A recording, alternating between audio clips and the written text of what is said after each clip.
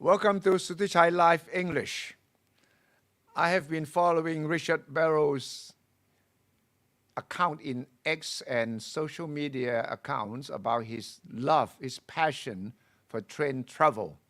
And I've been quite intrigued about someone who is sort of devoted totally to train travel in Thailand especially.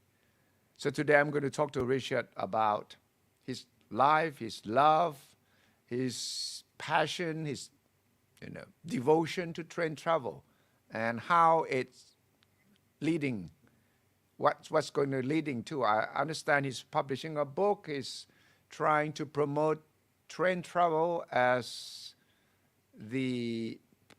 probably the most sustainable mode of travel under the present situation. So, hello, Richard.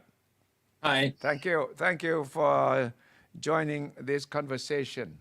I've been following you for many years, and I always told myself that I must have a chat with this guy because his love for train travel really strikes me, especially during the time when people say, I don't have time, I have to go there quickly, I have to fly, I have no time, train is too slow, boring. But you are the only guy who says that, hey, train travel is the best transport mode that you have experienced, especially in Thailand. How did it come about? Well, as you know, I've been in Thailand quite a long time now. It's like 30 years. And right from day one, I've been doing travel, basically. I was one of the first travel bloggers in Thailand. Blogger, and I think one of the first, before blogging became known, so that was like the 1990s. Yeah. So that word wasn't coined at that time. No. But I was one of the first and certainly the longest running travel blogger. So basically I've been everywhere in Thailand because I was almost exclusively using Thailand as my base. So I've been to all the provinces in Thailand. Oh, wow. And I think I wasn't exactly getting bored, but there was a lot of repeats. So going to the same festivals again, going to the same regions again. So it was about 4 or 5 years ago, just before COVID, I came up with this idea, let's do something different. And I came up with the idea of rail tourism. Tourism.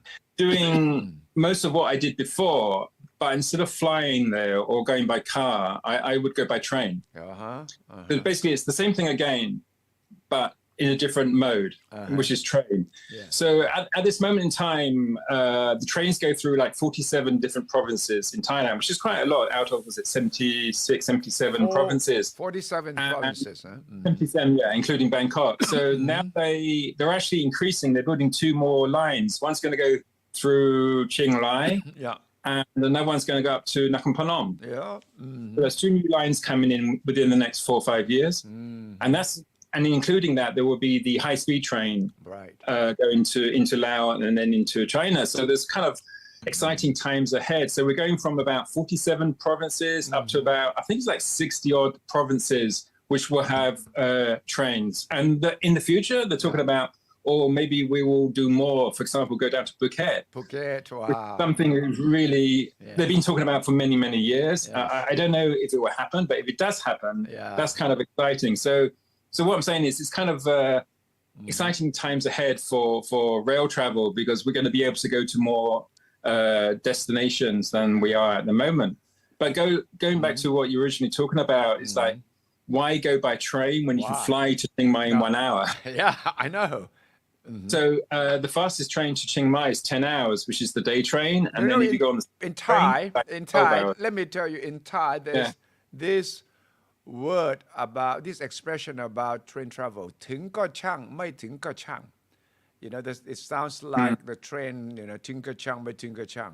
But the words mean that, it doesn't matter whether you arrive there or not, you just move on a train, Well, as long as you're moving, though, because sometimes it does get a bit boring if the train is stationary. And if you're in third class and it's hot and there's no air conditioning, then I admit then that is kind of tiresome. So as long as it's moving, I enjoy train travel. And I think more people these days want slow travel. They don't want to rush from point A to point B. They want to have an experience along the way. Yeah. So there's multiple things going on. You've got the views from the window, which is going to be changing all the time. Right. You've got the people coming and going. You've got the food vendors, which is one of the highlights for train travel in Thailand, which other Asian countries don't have. You don't get that in Malaysia anymore, and you certainly don't get that in Laos as well. Right. So you're getting all these elements, and there's no rush. And you see, if you fly from Bangkok to Chiang Mai, you don't see anything. Nothing. And you're there within 1 hour, and you have no concept of what happened in between. All right. Whereas if you go by train, you then realize it's flat plain all the way up to about Uttaradit. Yeah. And then from around there onwards, it goes up into the hills. Right. And then the landscape completely changes in Thailand. You go from Den Chai up to, say, Lambang. It goes up to Kundan, which is the highest railway station in Thailand. Yeah, I mean, that's the highlight. I love that journey, and to do that in the early daylight hours is magical. And that's what I did on my train trip last week. I was on Special Express number 51, and it's magical because you arrive in the most beautiful section of Thailand on the Northern Line at sunrise, and it's just so fantastic. And you go up into the hills, and you go along this river, the Yom River, on the right-hand side, and then there's no roads there at all. No roads. This is exclusive for train passengers. No one else can see this. And then you go. Then after Lambang, it starts climbing up into the hills to Kundan, and Kundan is the highest railway station. It has the longest railway tunnel, and some of the views up there. It's called Tham Kundan, the tunnel, right? The tunnel, the cave they call it, Kundan, the tunnel. Yeah.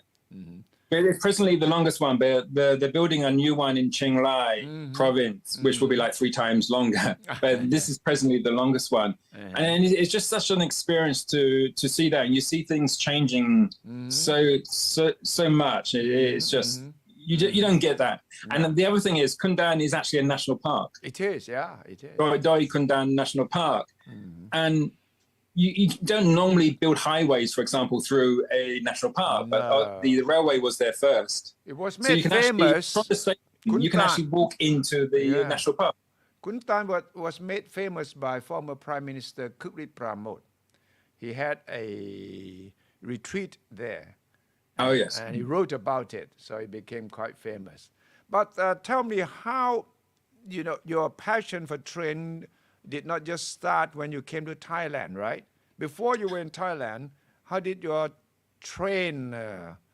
your affair with train start?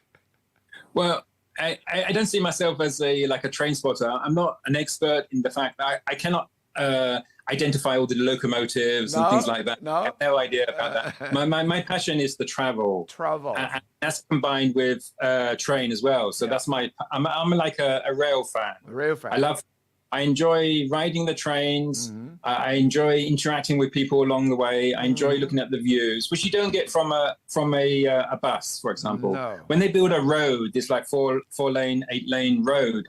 It's like concrete everywhere, and there's houses being built up all the way along the road. Whereas on the railway, the only places built up are usually just around near the train stations, not along the railway. So you're going through rice fields, and you're going along rivers and up mountains and stuff like that. No, you came from America. You came from America, right? No, England. I'm English. Okay. So train in my England. My background, I actually came to Thailand by train. Oh, okay. Tell us about it.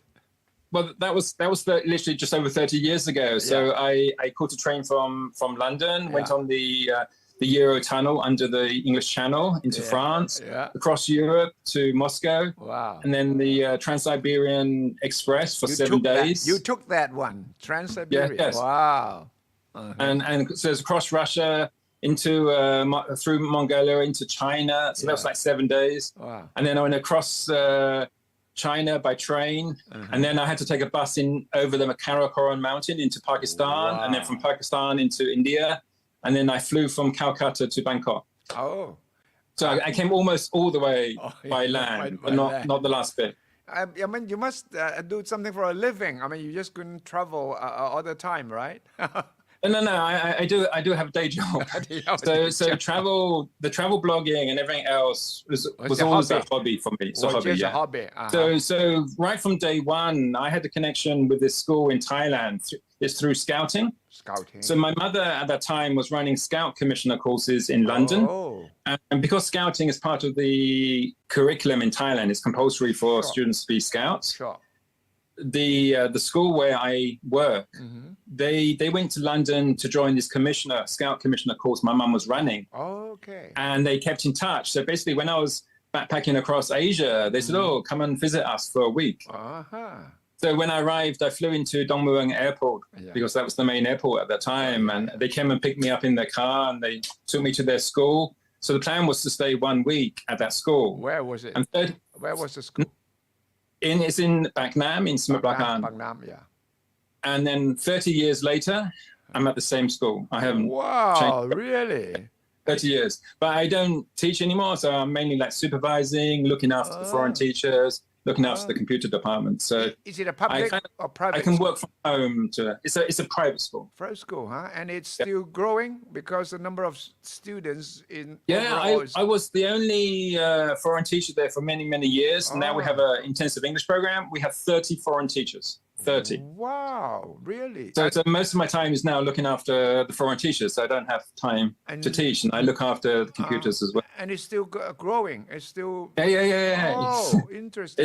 It's crazy how many foreign teachers we have now because it was just me alone in the beginning. Well, this school must be quite unique because most schools now are facing declining new kids. No, we're doing quite well because I think a lot of schools were doing things like English program and all these other mini English program. We decided to keep it simple. We did an intensive English program, but I created it myself, the curriculum, and I kind of have a few secret ingredients. And some parents are they're transferring their students from English programs at other schools to ours. Because ours is a fraction of the cost. The students are actually speaking English and using English because that's the main ingredient of my curriculum for the intensive English program. We have the few secret ingredients that we get the kids to use English in real life situations. Whereas the English program, they've been taught like maths, science, geography in English language. It's all high level and you can't use it in real life.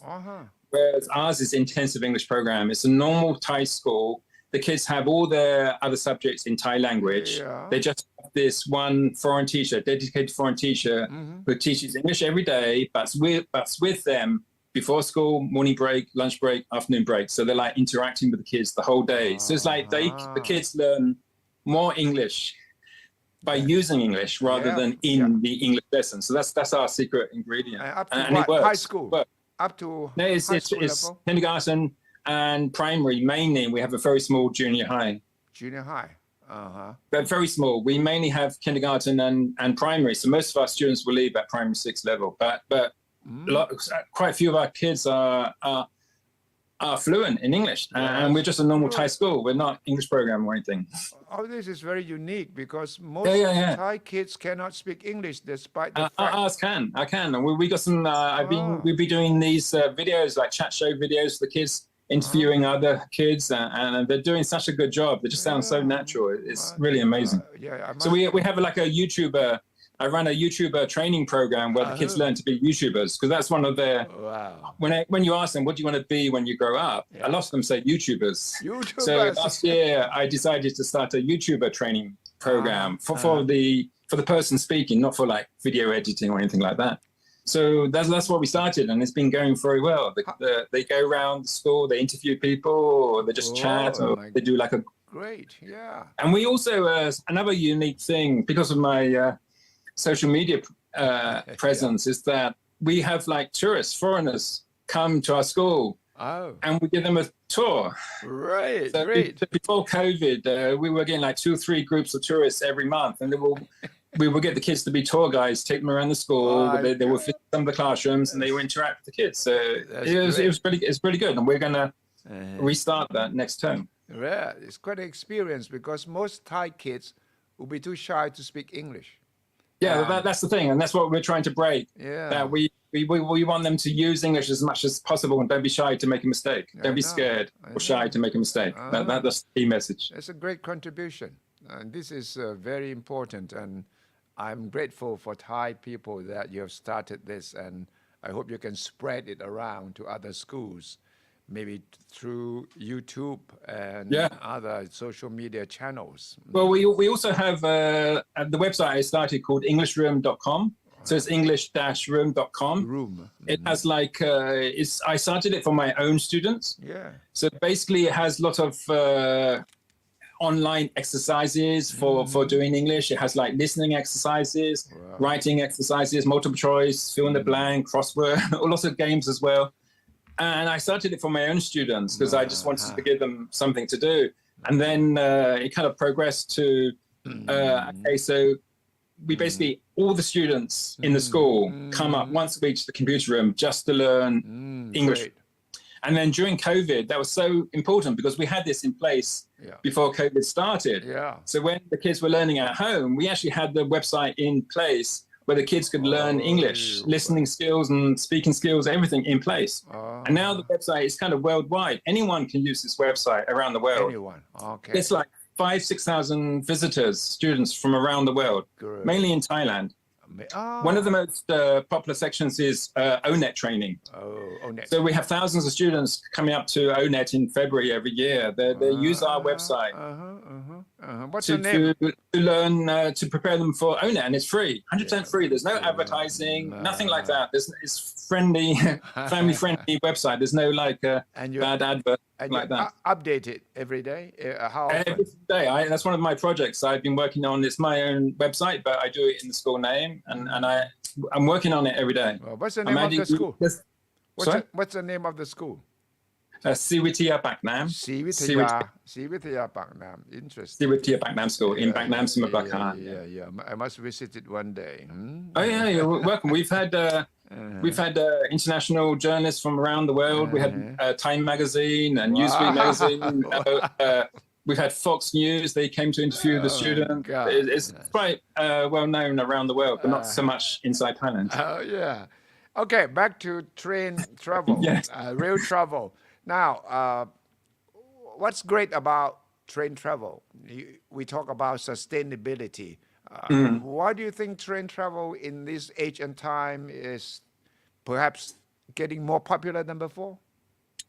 I mean, when I started doing this project, my rail tourism project, it was kind of frustrating because no one could actually see where I was going with it. They said, "Oh, train travel is like old carriages. It's boring. It's hot. It's dirty, and that kind of thing," which is true to an extent. But for some reason, since I started, there's a momentum going now, and so many people have contacted me and said, "Oh, thanks for the inspiration. I'm going to travel by train now," and it's just crazy. And rail tourism is kind of big now because the State Rail of Thailand, they recently, last year, they launched this Japanese train, the Kiha train, and the cost of the trip is a one-day trip, and it's 1,999 baht, which is quite expensive. Yeah.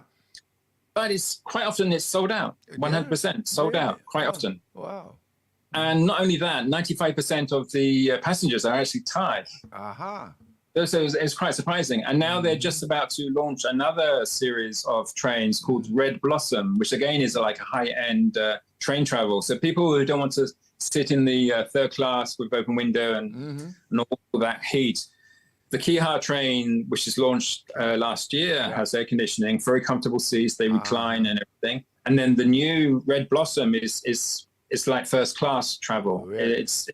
It's the best in the region. There's no doubt about that. Wow. And that will launch mid June. They haven't announced exactly which line they will go up and down, but it will go to tourist destinations. It'll be like a 1 day or 2 day trip. Wow. The speed, is it more or less the same as normal train?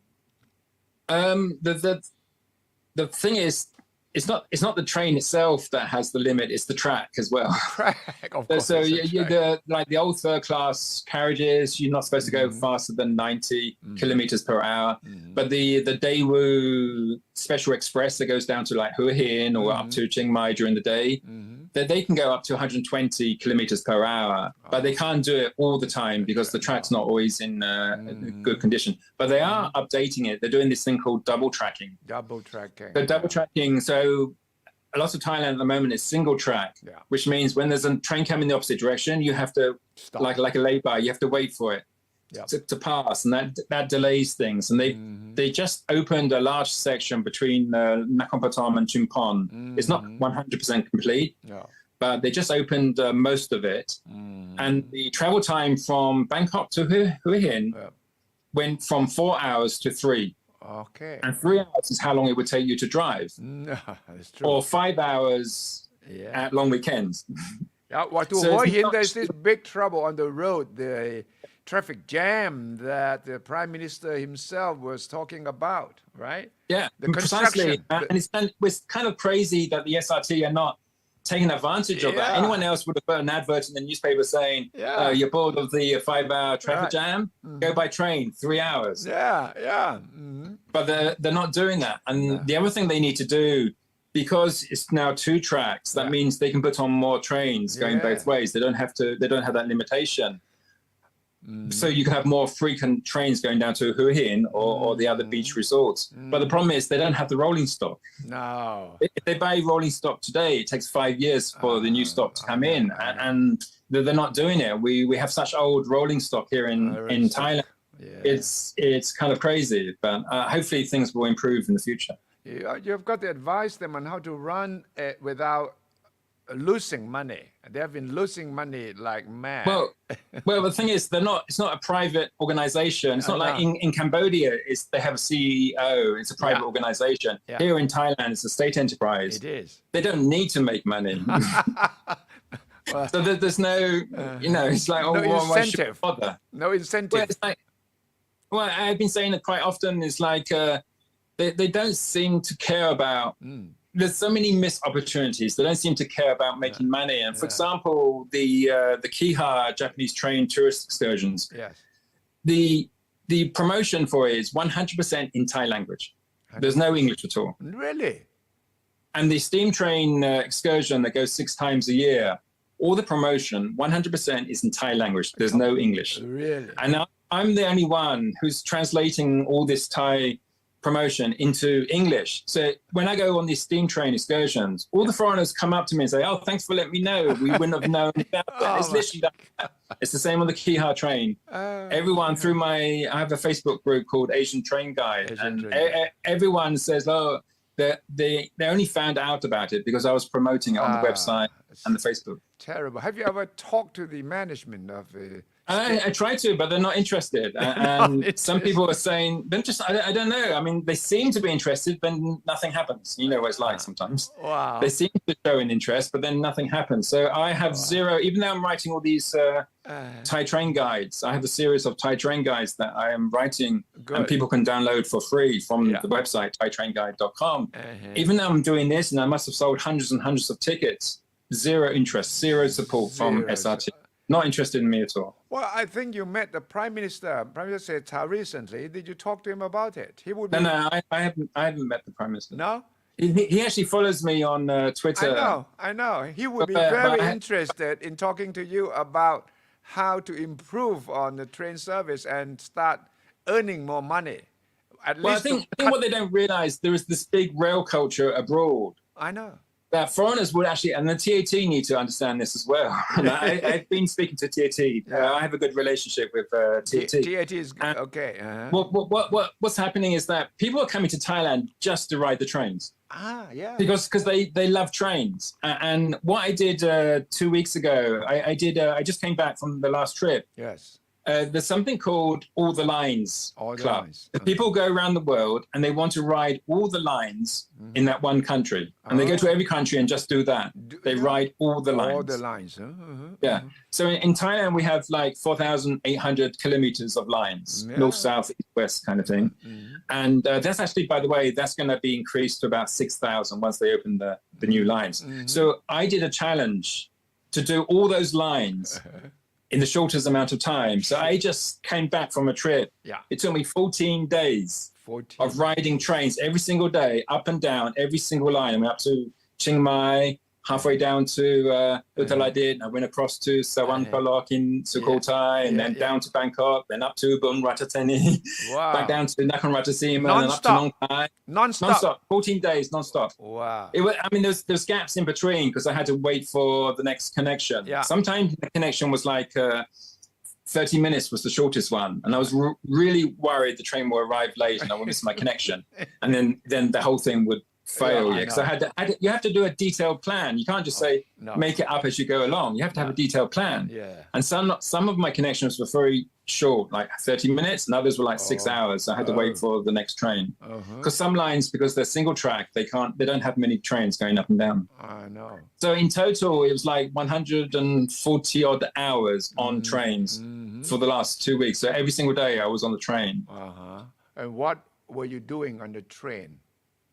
Well, that's the thing. It's like I used to, right in the beginning, I used to take a book and I had like headphones. I thought, I'm going to need this. I'm going to get bored because it's like a 5-hour trip, a 6-hour trip. If you go from Bangkok to Sungai Golok, which is on the Malaysian border, that is like 20 hours. I know. That's the longest ride. I thought I would be bored. Yeah. No. I never touch the books. I never take a book to read anymore. So what do you do? What do I do? Yeah. Basically, you know, if you look through a window at people outside and they're looking back, it's like, oh, you avert your gaze because, you know, you're kind of you're staring at them. But because you're on a train and you're moving all the time, you can look out the window and you can see all these activities going on. You can just people watch outside the window. So you go through towns or then you go villages. And then you go people's houses and gardens, and then you got rice fields with the farmers. And then you go along rivers up into the mountains. And then in addition, you got these food vendors, which I was saying before, you don't have in other countries. They're coming and going all the time. So it's like because I just did this trip and I went to every single region of Thailand. I was tasting all the different kinds of food that you can get in Thailand on the train. I know. And the price is crazy. It's like 25 baht for pak prapat. With a fried egg. Fried egg, fried chicken. With a fried egg. 25 baht. And it's crazy some of the prices they charge you. So I was like eating all the time, people watching, looking out the window, talking with my neighbors. And I like traveling third class because the people are friendlier. Third class, huh? Mostly third class. But not all the time, though, because you have to pick and choose. Because I wouldn't want to do 20 hours in third class. No. So when I went to Sungai Golok, I took the sleeper train. Sleeper train. But third class is fine. If you're doing like 5-6 hours at a time, third class is fine. I can do that. That's not a problem. So I'm happy with third class. If you go into air conditioning carriage, second class, no one speaks to each other. No? Everyone's doing their own thing. I know. But if you get into third class, there's so much activity going on. It's like you're talking to other people. They're sharing their food with you. They're sharing their stories. And particularly if you're a foreigner traveling alone, you know, they're very generous with everything. And I've had actually people buy water or other food for me and say, oh, here, have this, have that. And it's like, it's kind of, you see the real people away from mass tourism in Phuket and Chiang Mai or Pattaya. You see the real Thai people, the real kindness, you know, the real, what it was like years ago. But of course, it's because you speak Thai too, right? I mean, that helps a lot as well, but they do try and speak English as well. So someone asked me that question yesterday, and you'll be fine if you just speak in English. There won't be a problem, and people try and speak English with you and sign language and everything. I think most people will be fine, and I think it's more fun as well when using sign language and and things like that. So I think it's a great place to travel, to find the real Thailand. Like we were saying, sustainable travel, because the footprint of a railway is very narrow. If you go to a highway, it's very wide. You got the gas stations and everything along the way. Whereas the footprint of the railway, it can go through, you know, the national park, like I said, and it's not affecting the park so much. And then it's also eco-friendly. It's not in the same way if you're going to fly to Chiang Mai as well. So it kind of ticks all the boxes, and it also takes people away. You don't have to go to Chiang Mai. No. You can go to these secondary destinations, and this is the kind of thing that TOT been trying to promote for many years. It wants people to go to the secondary or third, should we say, destination, second tier, third tier destinations. And I'm kind of surprised they are interested in TOT are interested in what I'm doing, but I don't see them actually promoting rail travel, because I think it's an excellent thing. And for repeat visitors coming back to Thailand, rail travel to go to these secondary destinations. I went to a few the other week. I went to one place in Pichai, and there was a guy there. He has a homestay. He picked me up at the train station and took me to his house. And then we did a bicycle tour, and he introduced me to his neighbors. I stayed at his house. Fantastic. And it's the kind of experience that repeat visitors, foreign visitors to Thailand want. And train is the excellent way of getting to these places. If I went by bus, I would have had no idea how to go there. No way, yeah. But by train, you can, on the map, you can clearly see where the railway stops are. You know what happens next. And because it's a fixed stop, unlike a bus, we can stop anywhere almost. There's usually like Samlong or Songkhao or something there to pick you up and take you where you want to go. So that's the kind of thing I'm working on for the Thai train guide, is finding these small destinations where you can actually do something like this and away from the mass tourism. So because to be honest with you, Thais change. They're not the same kind of person. If you go to Phuket or Pattaya, the Thais there, when they interact with foreigners, are not really that nice, if you don't mind me saying. I know. They're kind of more gruff. And I don't blame them, because a lot of the foreigners are not very nice either. And they have this kind of interaction. It kind of changes the Thais, their attitude as well. So you might say something and they will get angry straight away, or they will get upset or something like that. Whereas you go to these small destinations, the second tier, third tier places, they hardly ever see a foreigner. So you really are like an honored guest, and they welcome you into their home. I went to one place a couple of weeks ago down in Yala. And I had like a 2-hour stop for the next train. There's a train station there called Tepa. I think it's actually in Songkhla near Yala. I know province. Tepa is in Songkhla. Tepa is famous. Tepa is famous for chicken. Food. It's green curry with chicken. I know Tepa, the famous So I went there just for breakfast and came back. So I was staying in Thai at that time. So it's kind of a famous place, and this is what I'm saying to you. Like Yala train station itself, they have a famous chicken, which is marinated in the sauce. It's really, it's really juicy and really nice. So I went to Yala just to have that. Just to have that chicken. The people in the south are really nice people. Anyway, at Tepa, I had like an hour or two waiting for the next train.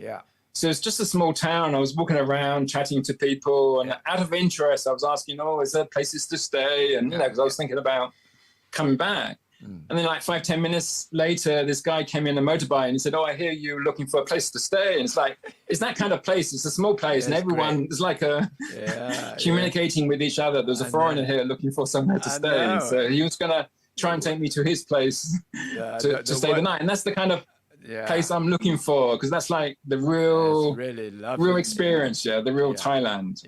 Before mass tourism spoiled it. I know. So the book, is it coming out soon? Well, River Books approached me about doing a Thai train guide. The idea was to do 15 routes around Thailand, the most popular routes. But one of my concerns is, will it be out of date quite quickly, and what kind of book can it be? We were discussing this, and we were thinking that maybe we could do like QR codes, and they can scan it to get latest updates and timetable. But I said to them, can we just defer it for another year? So in the meantime, I'm kind of testing the water. I'm doing these free PDF downloads. So if people go to thaitrainguide.com, there's a link there to download these guidebooks for free, and that's why I'm testing the water. And the last guidebook I published was Singapore to Bangkok by train. Okay, when was that? It was just last month. December, sorry. And then within 3-4 weeks of publishing it, or a week, it had been downloaded like 5,000, 6,000, 7,000 times. And it was kind of, the amount of interest is kind of amazing. So most of my guidebooks I've done so far, they've all been downloaded at least 5,000 times. So there is a lot of interest. So recently I started a Facebook group called Asian Train Guide, just to broaden it. But it's mainly based on Thailand, but they were Asian Train Guide. So it's Facebook. On Facebook, it's a Facebook group. So people are coming in to ask questions about train travel, mainly in Thailand and like Malaysia, Singapore, the region kind of thing, but also a bit further out. I didn't think it was going to be that popular, but we already have like, is it 5,000-6,000 members, and it's growing all the time. And there's questions literally every day. And I was worried that I would be the only person answering all these questions, is what happens in the past. But other people are coming in now and they're helping answering questions. Really? There's like a nice rail community going on there now. And we're kind of thinking that we might actually do like kind of like a group trip, something. We might actually announce like, okay, on this day, we meet at this station and we will do a trip. It's not like a guided tour. It'd be like just join, tag along trip. So we'll go to this destination. You're free to join us. Kind of thing. So that's what we're going to Why don't you work with TAT and the State Railways together? Then they can help you. And like I said, State Railway of Thailand have no interest, or they don't know anything about me, and I've tried to communicate with them, but they have no interest at all. And I've spoken to Tourist Authority of Thailand. I have a good relationship, like I said, but again, nothing really happens. Really? And basically, I'm on my own. All these guidebooks, it's all my own resources being used to produce them and that kind of thing. Yeah. Okay. So I appreciate your passion and your love and your devotion to it. And I'm sure that it would help tourism and also to promote sustainable rail travel. And sustainable travel in general, eco-friendly, ticks all the boxes. Yeah, tick all the boxes.